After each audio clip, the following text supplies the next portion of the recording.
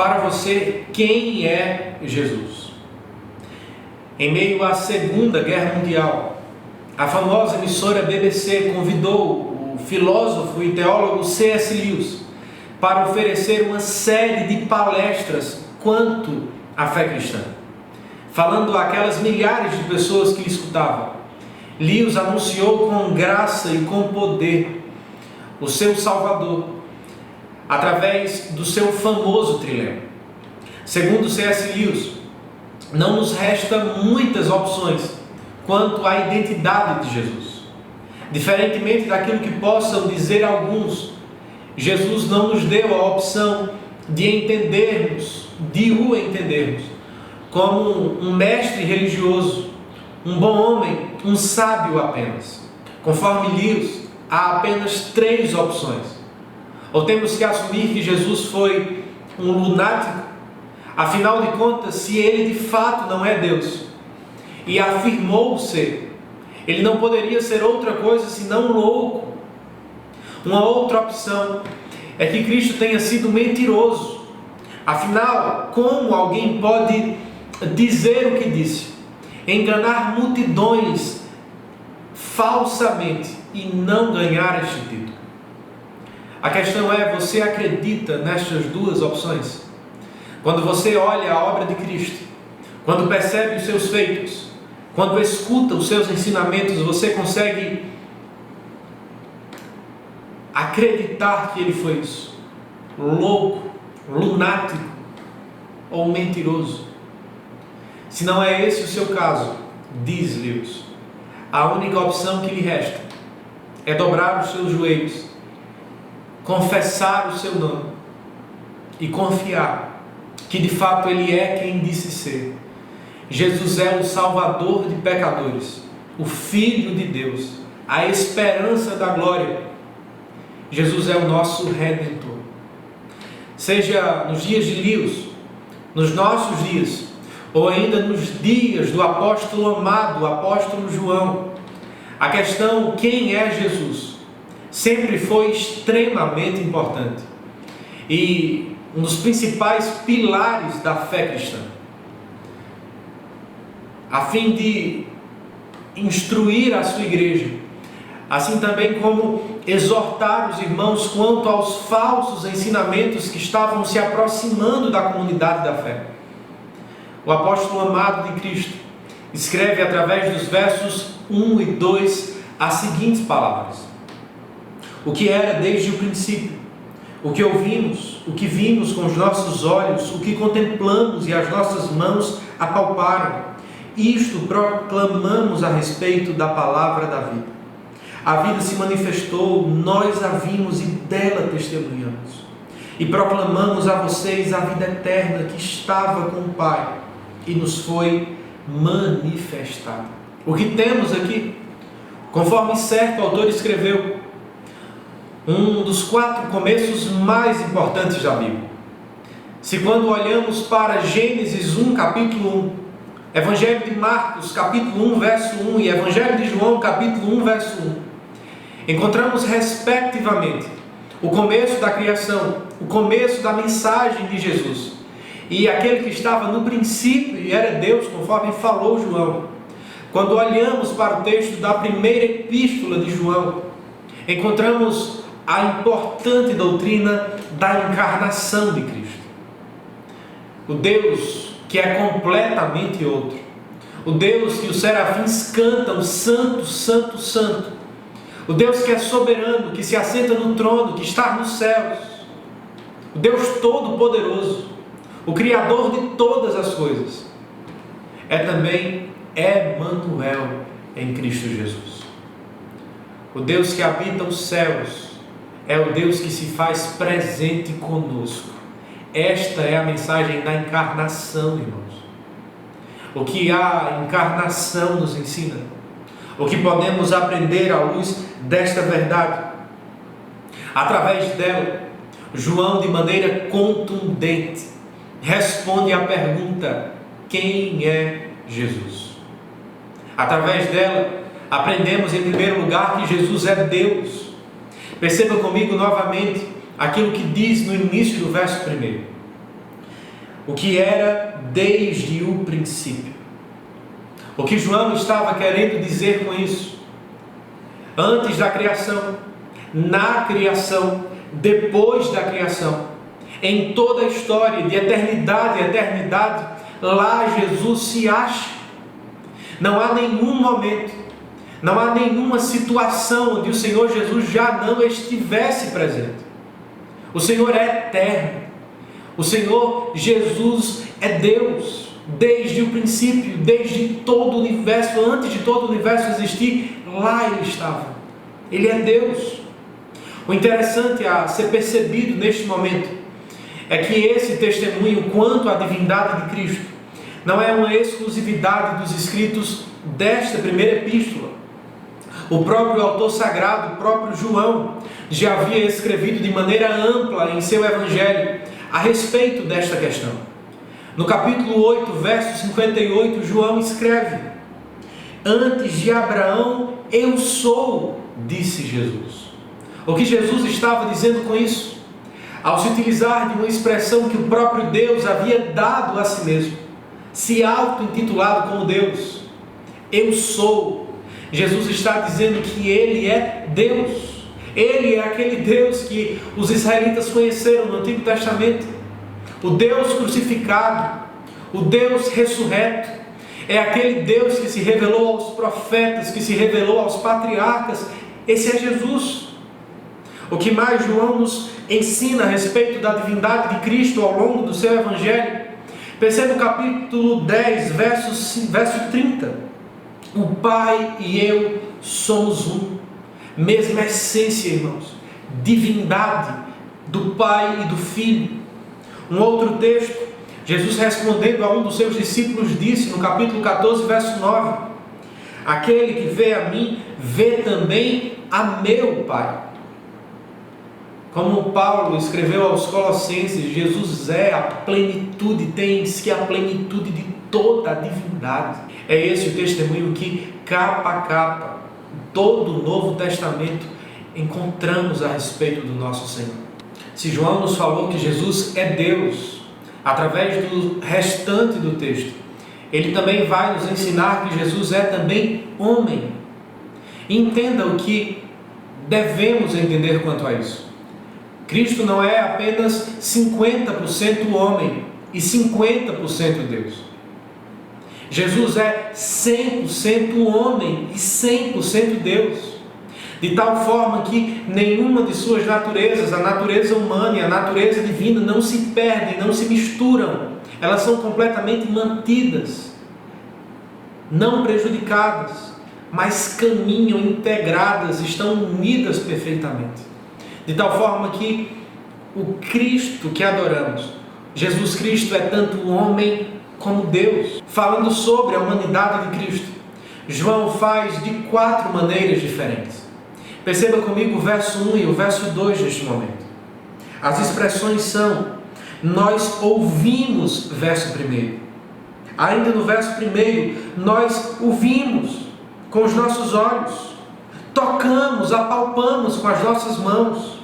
Agora note o verso 2, testificamos e declaramos. Por que tanta ênfase aqui? Porque João faz questão de abordar todos os sentidos: o tato, o sonoro, os seus olhos, a sua visão. Pensemos primeiramente na razão histórica por trás disto. Lembremos-nos em qual contexto aqueles cristãos estavam inseridos, um contexto de grande erro teológico. Muitos falsos pregadores se levantavam com seus falsos ensinos. Havia os gnósticos, haviam outros grupos, e dentre eles estavam um grupo chamado os docetas, ou os docetistas. O que estes homens diziam, irmãos? Eles anunciavam que Jesus ele não fora verdadeiramente homem encarnado. Ele não era de carne e osso, ele parecia assim. Mas a grande verdade é que ele era apenas um espírito que parecia ser humano. Isso confrontava completamente o ensino da encarnação.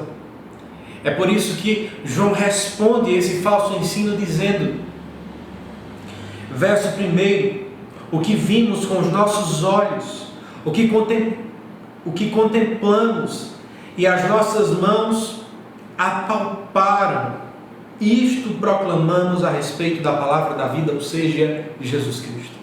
As nossas mãos apalparam a Ele. Como os discípulos tocaram em seu corpo, eles conseguiram ver as marcas da cruz. Eles puderam perceber o corpo de Cristo. Não era falso, não era um espírito, era carne e osso. Era o Deus encarnado, era o Cristo de Deus. Uma outra razão, uma razão teológica, pela qual este texto se encontra na Bíblia. Por que destacar, por que ser tão incisivo, tão enfático quanto ao ensino da encarnação? Esta razão se acha no fato de que a encarnação não é uma doutrina periférica da fé cristã. A encarnação não é o tipo de doutrina que podemos pensar diferente, que podemos discordar em alguma medida. Um evangelho que não tem o Cristo encarnado não é evangelho. Uma mensagem que não aponta para um Deus que se faz carne e é Emmanuel não pode nos salvar. É uma falsa mensagem, é um falso evangelho, é uma falsa notícia, não provém de Deus. A encarnação, irmãos, é a melhor notícia que nós poderíamos ouvir. É a notícia de que Deus não nos deixou em nosso estado presente. Que o Senhor não nos deixou dependendo das nossas próprias mãos, forças ou capacidades. Se em Adão todos os homens caíram, conforme Paulo escreve aos Romanos, em Cristo Jesus todos os homens eleitos são salvos. Jesus Cristo é o nosso representante. Um espírito não poderia nos representar, precisávamos de alguém que se identificasse conosco. E é por isso que a encarnação de Cristo é um elemento fundamental da nossa fé. A encarnação é a mais contundente prova de que Deus se identificou conosco, de que Deus se fez um de nós, de que Ele é apto, completamente habilitado para ser nosso representante diante do santo tribunal de Deus. Louvado seja Deus por isso. O Senhor não nos deixou limitados ao primeiro Adão. O Senhor nos presenteou com o segundo Adão, o Deus homem, o Deus Emmanuel para a nossa salvação. Por outro lado, se escutar sobre a encarnação do Senhor Jesus pode ser uma dádiva, um presente da graça ao coração de muitos, como espero que seja o seu. Para outros, escutar sobre a encarnação é completamente desconcertante. É muito desconfortável. É um aparente problema. Surge como uma ameaça. Porque a encarnação mostra que não somos autossuficientes. A encarnação de Cristo confronta a nossa autoindependência. A força do nosso braço se mostra fraca. Ela não pode nos salvar. É por isso que o Deus eterno precisou se encarnar e vir ao nosso encontro. Por outro lado, muitos também rejeitam a encarnação e têm problemas com ela, porque a encarnação, conforme escreveu certo autor, John Piper, ela nos confronta profundamente, dizendo o seguinte: ele escreve: quando Deus se torna um homem, homens cessam ou param de ser a medida de todas as coisas, e esse homem, Jesus Cristo, se torna a medida de todas as coisas. Isso é simplesmente intolerável para corações rebeldes de homens e mulheres. A encarnação é uma violação do projeto de lei humano que Adão e Eva construíram ou escreveram no Jardim do Éden. Isso é totalitarismo para Adão e Eva e para os seus seguidores. Alguns podem pensar que isso é autoritarismo, imperialismo, despotismo, usurpação, absolutismo. Tais pessoas olham para a verdade da encarnação e dizem quem ele pensa que é. A encarnação diz, ele é Deus. E como Deus, ele não é como uma ideologia, como uma ideia, como uma palavra de sabedoria que nós podemos mover ou adaptar conforme o nosso gosto e conforme as nossas preferências. Jesus é Senhor, é isso que a encarnação nos diz, ele é Deus.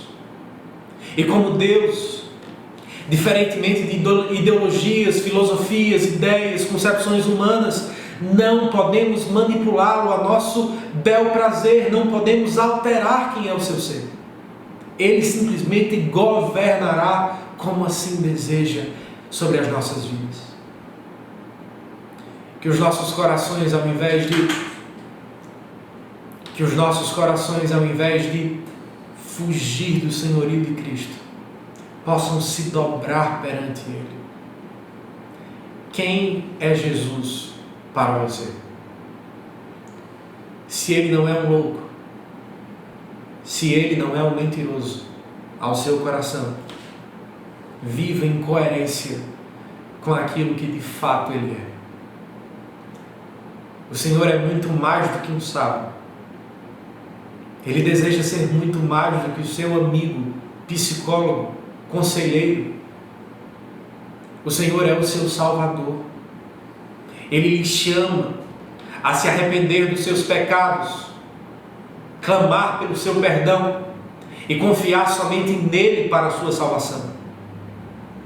Como seu Senhor, Ele o chama a submeter cada área da sua vida ao seu senhorio, a abandonar os seus pecados, a abandonar a vida que se baseia nas suas próprias vontades e viver para a sua glória. Creia neste Deus encarnado. Que o Senhor abençoe o seu coração. Gostaria de orar por você neste momento. Senhor Jesus, obrigado pela Tua graça, obrigado porque Tu és o Deus encarnado, que veio ao nosso encontro quando nós estávamos mortos, pregando ao nosso coração a nossa insuficiência, a nossa incapacidade e a Tua completa graça e poder. Por favor, nos faz crer no Senhor e depender de Ti em todos os momentos.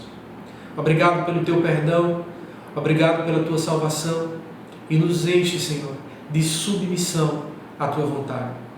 É assim que nós oramos em nome de Jesus. Amém.